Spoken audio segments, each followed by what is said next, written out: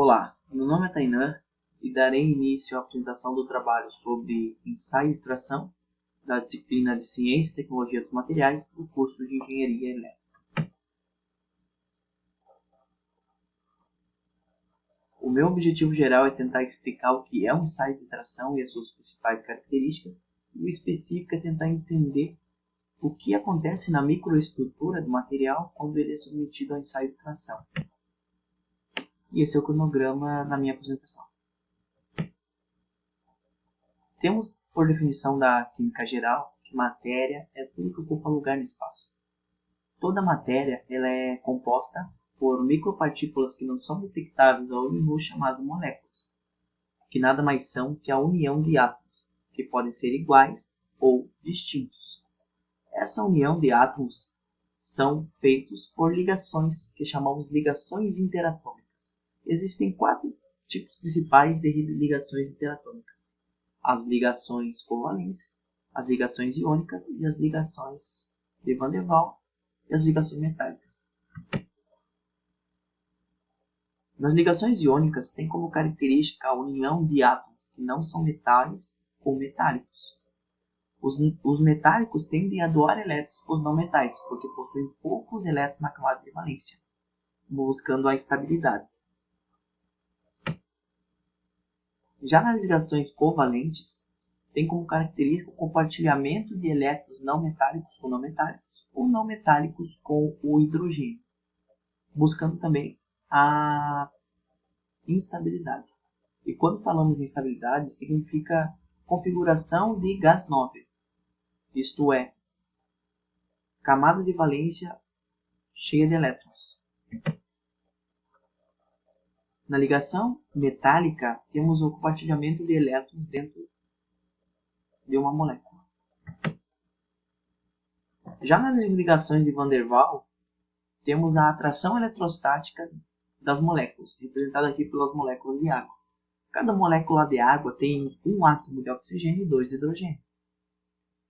O oxigênio mais eletronegativo tem carga negativa e o hidrogênio menos eletronegativo tem carga positiva. Dentro da matéria, essas cargas tendem a se atrair, porque são cargas opostas, e por essa razão há uma atração eletrostática, e essa atração eletrostática chamamos de ligação de Van der Waals. Dentro da ciência e tecnologia dos materiais, buscamos compreender a macroestrutura até a microestrutura, e vamos observar que alguns átomos que compõem certos materiais, eles se encontram num padrão que se repete a longas distâncias num espaço tridimensional, que representa esse cubo. Essa representação é chamada sólido cristalino, ou rede cristalina. Essa rede cristalina é composta por pequenas células unitárias, que está representado do lado direito por esse cubo, que contém as mesmas propriedades, que diz respeito ao tamanho, às dimensões, as relações de dimensões e ângulo entre as arestas. Essas dimensões de arestas A, B e C, junto com os ângulos que formam entre eles, são chamados parâmetros de rede. E a combinação desses parâmetros de rede vai resultar em vários padrões e representando vários sólidos cristalinos que existem nos materiais. A combinação desses parâmetros de rede em consonância com o número de átomos que contém nessa célula unitária forma as 14 redes bravais, que nada mais são que 14 tipos de células unitárias que representam sólidos cristalinos.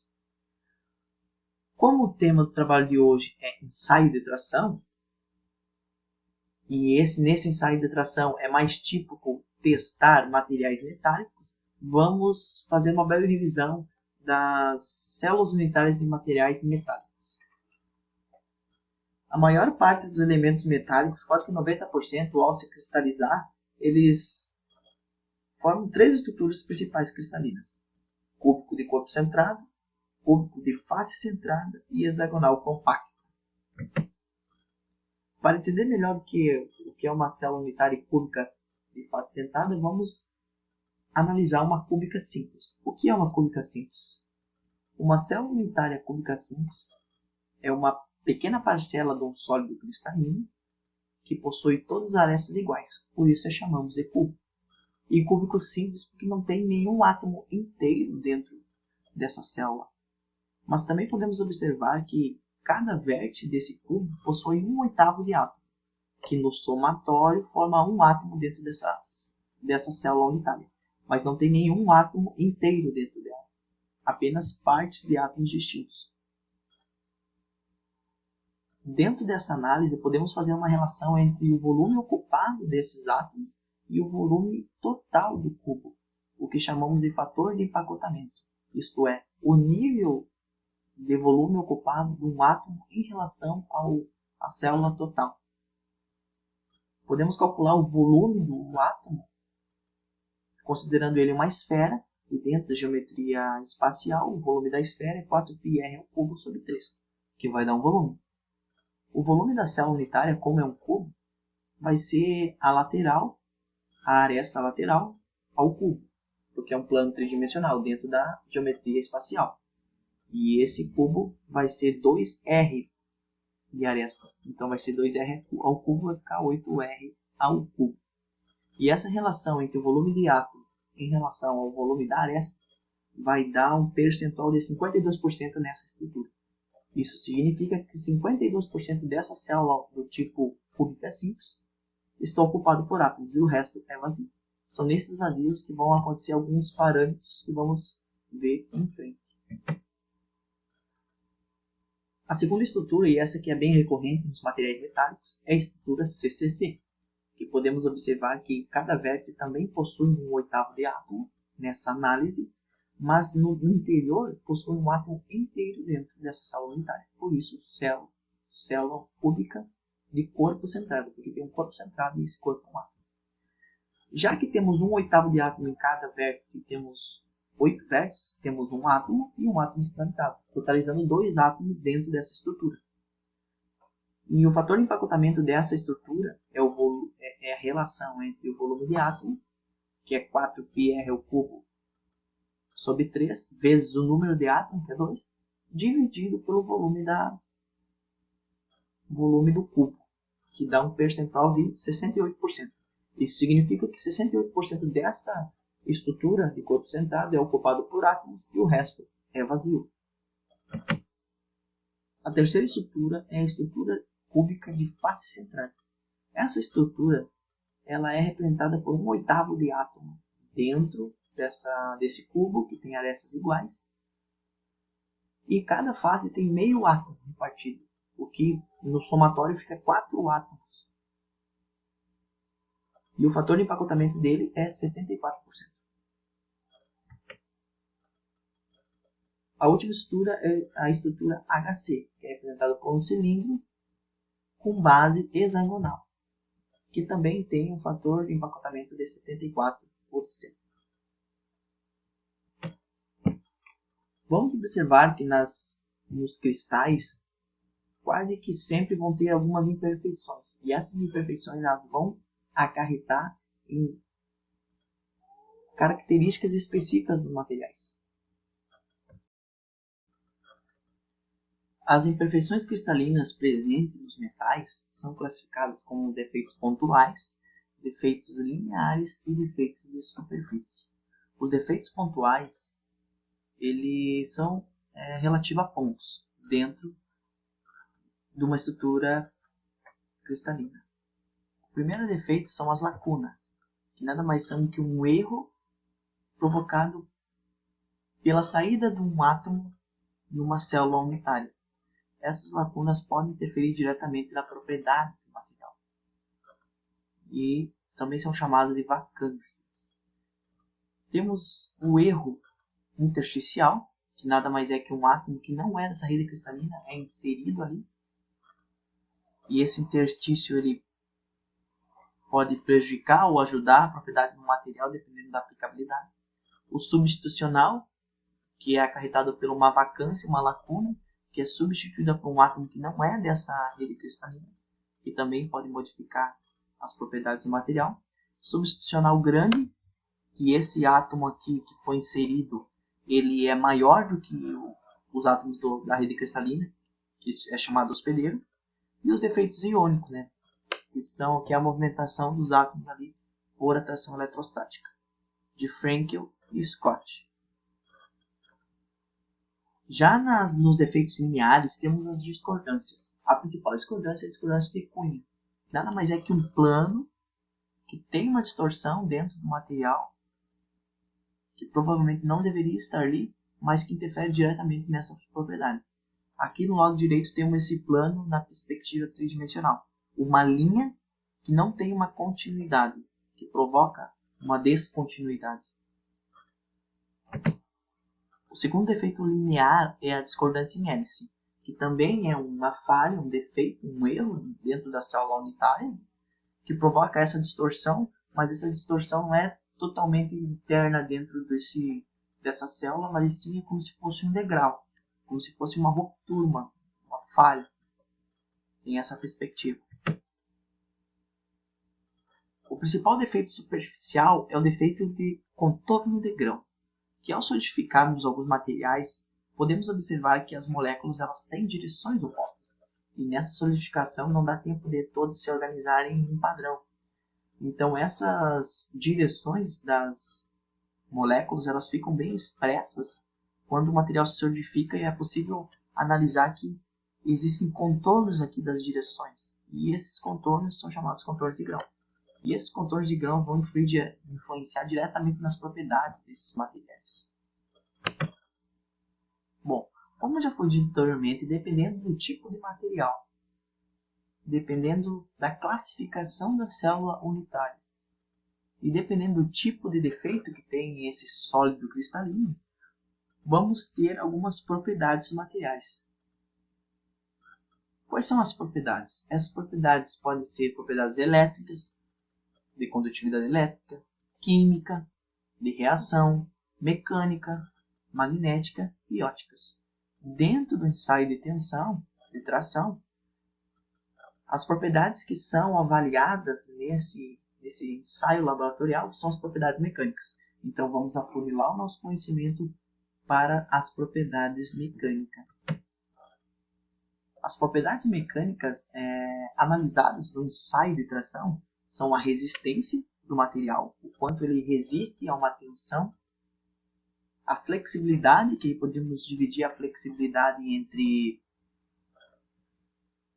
elasticidade e entre outros, a dureza, a ductibilidade, a resiliência e a tenacidade. E essas são as características mecânicas que são avaliadas, né, no ensaio de tração. Indo em frente, agora temos a foto ilustrativa no ensaio de tração. Essa aqui é a máquina que faz esse teste de ensaio de tração. Nessa máquina é posta o corpo de prova, que é o material que tu quer testar as propriedades dele, as propriedades mecânicas, e um extensiômetro, que vai medir a oscilação desse material. No ensaio de tração, essa célula de carga provoca um distanciamento do travessão móvel. Esse distanciamento vai provocar uma tensão dentro desse corpo de prova, que ele, dependendo das características desse material e que tipo de material é esse, ele vai se comportar de alguma forma. Analisando melhor o nosso corpo de prova, que é a parte principal desse teste para medir propriedades mecânicas, podemos observar que ele é dividido em duas partes, a cabeça e a parte útil. A parte útil é mais afunilada e a cabeça ela tem uma usinagem para fixar dentro da máquina de ensaio de tração. E essa usinagem é uma rosca, que é rosqueado aqui para fixar esse corpo de prova no dispositivo. A parte útil, que vai medir as propriedades do material, ela é mais afunilada. Mas por quê? Por que é mais afunilada? A pressão exercida nesse corpo de prova é a relação entre a força, que é a tensão da máquina, dividido pela área. Essa é uma relação da força. Então, Partindo desse pressuposto, podemos analisar que quanto maior a área desse corpo de prova, menor será a pressão. Porque a força sempre é a mesma, a força é uniforme em todo o corpo de prova. Então, se essa área aqui é menor, logo a pressão exercida nessa parte útil será maior. Portanto, as mudanças de estágio e as mudanças que vão provar e, se possível, analisar as propriedades mecânicas só serão efetuadas nessa parte útil aqui, porque a área é menor, portanto, a pressão vai ser exercida aqui. Essa pressão ela vai ser desde o começo até o final da ruptura nessa parte útil. E como que eu vou poder medir as propriedades desse material? É importante salientar que esse ensaio de tração dentro dessa célula com esse corpo de prova e o extensiômetro, ele é ligado a um computador. E esse computador ele promove um ensaio gráfico das condições que o material está se proporcionando dentro de um trabalho.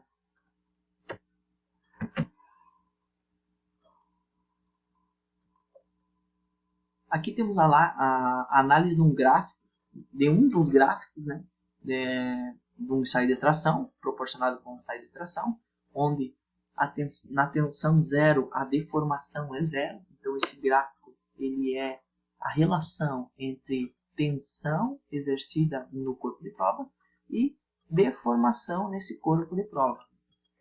No estágio inicial temos o estágio elástico, que vai medir a elasticidade desse material.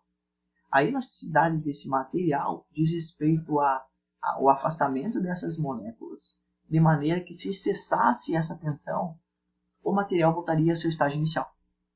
Então, basicamente, o estágio elástico é isso. É a capacidade do material aumentar de tamanho e voltar ao seu estágio. Passado dessa zona elástica, temos a zona de fluência, que é uma tensão maior que vai provocar uma deformação no material, representado por essa curva aqui.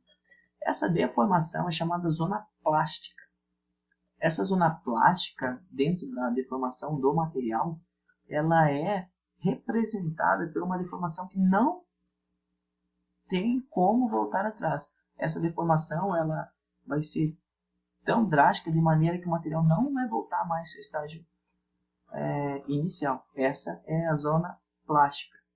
E esta zona de fluência é a passagem da zona elástica para a zona plástica. Temos no ponto K o ponto de quebra, né? Ponto de fissão desse material. Porque a partir do momento que ele se deforma, vai ter um pico, onde vai ter uma tensão máxima, e se essa tensão máxima ser mantida, o material vai se romper. Aqui temos a ideia de outro gráfico de tensão e deformação dentro do ensaio de tração. O primeiro estágio da origem de forma linear é a fase elástica, como já foi dito anteriormente. O limite de escoamento é justamente o meio ali da passagem do estado elástico para o estágio plástico. E esse limite de escoamento é a tensão máxima, onde esse material vai começar a deformar, ele vai começar a funilar e vai formar um pescoço, onde a deformação plástica vai se concentrar só nesse pescoço aqui. E dependendo do material, ele vai esticar, como está representado aqui nesse gráfico, ou ele já vai quebrar, dependendo do tipo de material.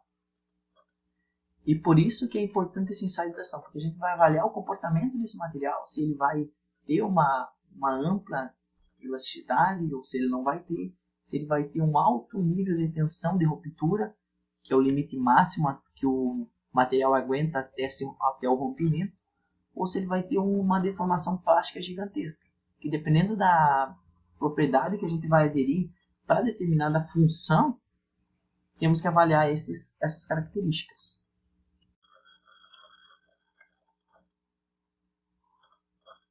Aqui temos outros exemplos, né, de gráfico de tensão por distorção.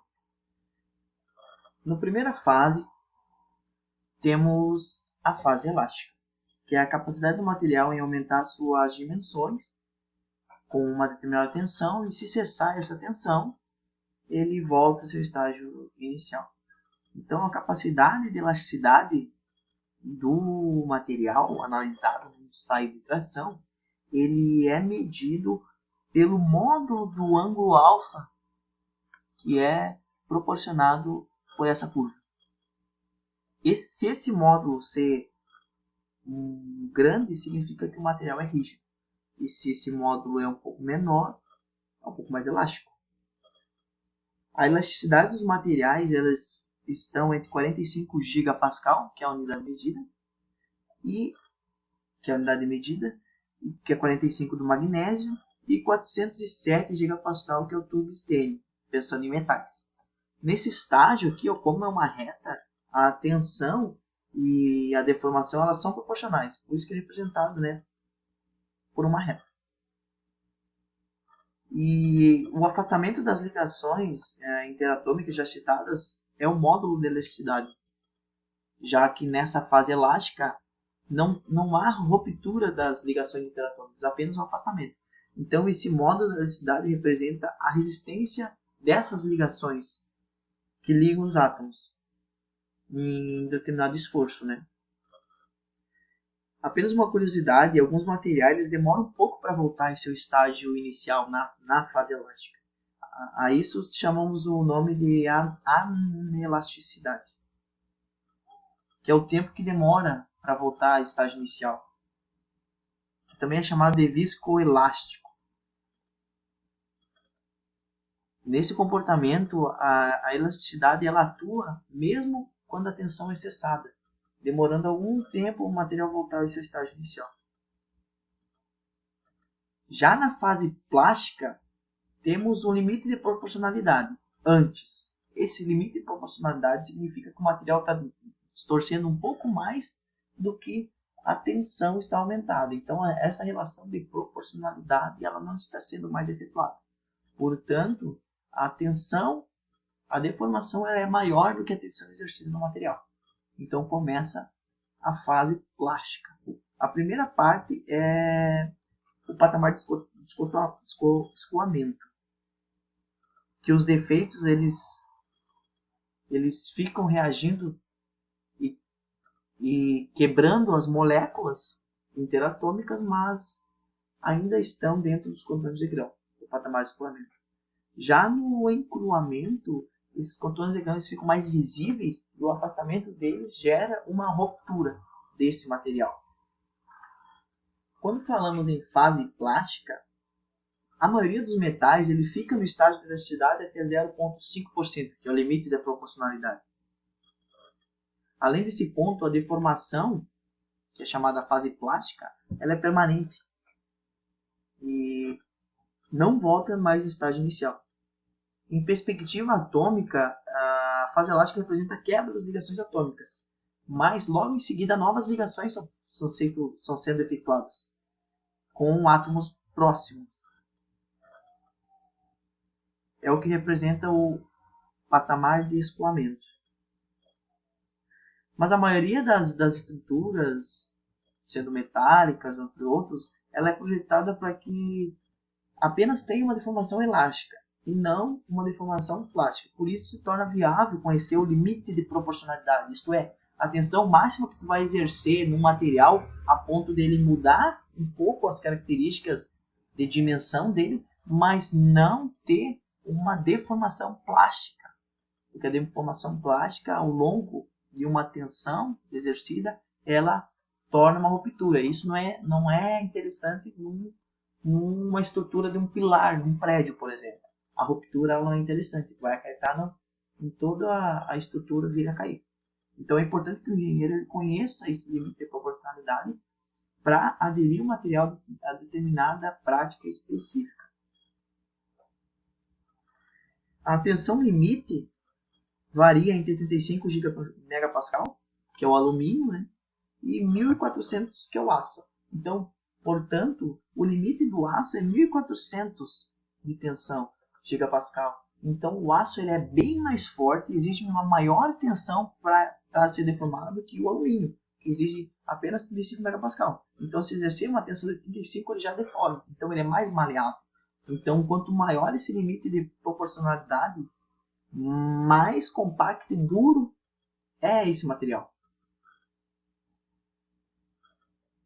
Correspondendo à deformação plástica, a tensão que o material pode ser exercido e aplicado, o material ele fratura. Então tem um limite de tensão, que chamamos de limite de resistência, representado aqui. Ó. Então esse limite de resistência, se ele é mantido por um determinado tempo, esse material passa desse estágio de encruamento, que é o afastamento desses grãos, e quebra. Tem a ruptura. A ductibilidade é a área da região plástica.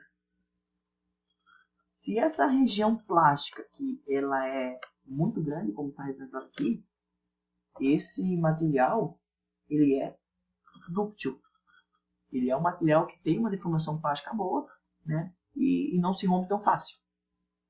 Agora, se esse material aqui, ó, ele passa por uma fase elástica e logo aqui ele rompe, a ruptura, em vez de estar aqui, está aqui, ele é um material frágil. Então ele não tem essa fase elástica, ou passa por essa fase elástica muito rápido. Então esse é um material frágil. E essas propriedades elas são calculadas por essa área aqui, que inclusive dentro da engenharia podemos calcular por uma integral, né, que é a área abaixo de uma curva. Portanto, a ductibilidade do material é essa área aqui, ó, patamar de escoamento, na fase plástica, né? E quanto maior essa área, melhor, mais dúctil vai ser esse material. E para saber a capacidade elástica do material, temos que entender melhor o conceito de resiliência. O conceito de resiliência nada mais é que a capacidade do material suportar grandes cargas dentro dessa zona elástica.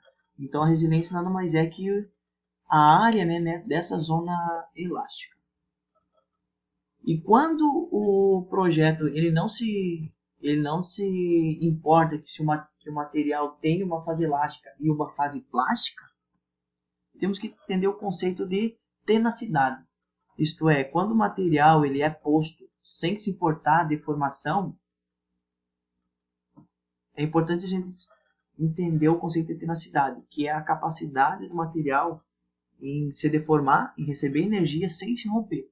Então, se o material fosse projetado numa estrutura que independesse da deformação, só não poderia romper, a tenacidade desse material deveria ser calculada e através de relações saber a tensão limite que seria exercida a esse material. Então, para determinar a finalidade, se essa tensão limite for menor numa situação de trabalho desse material, esse material é um material bem usual, porque ele não vai romper, ele vai passar pela fase elástica, vai passar pela fase plástica, mas ele não vai romper, então ele vai aderir ao tema proposto do material, que é o não rompimento.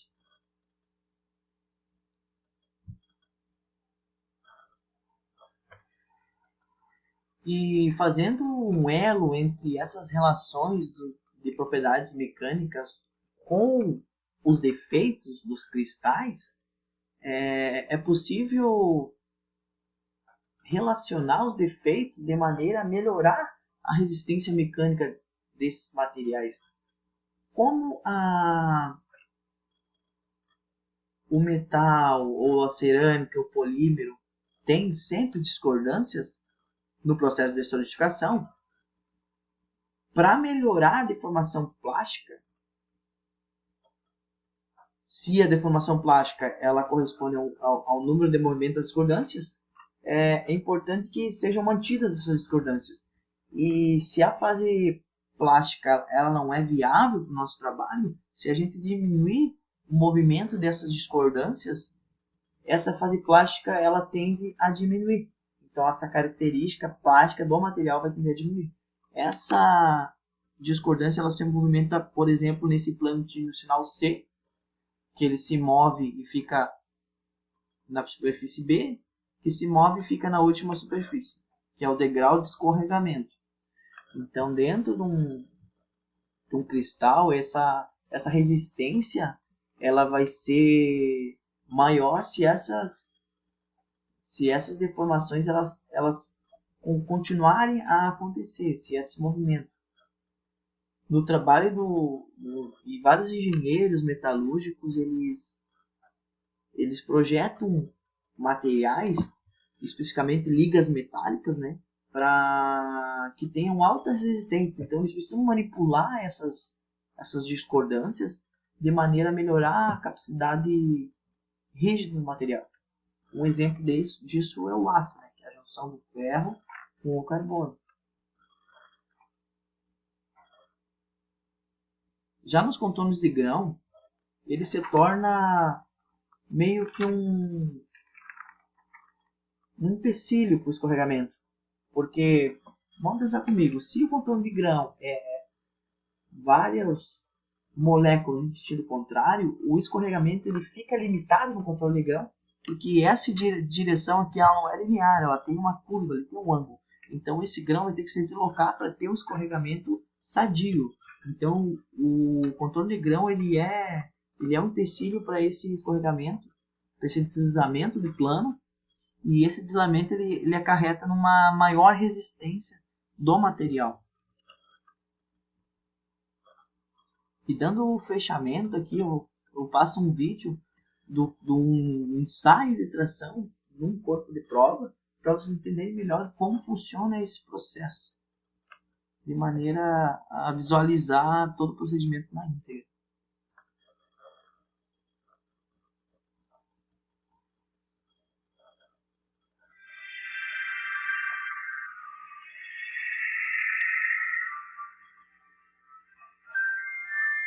Estamos no regime elástico.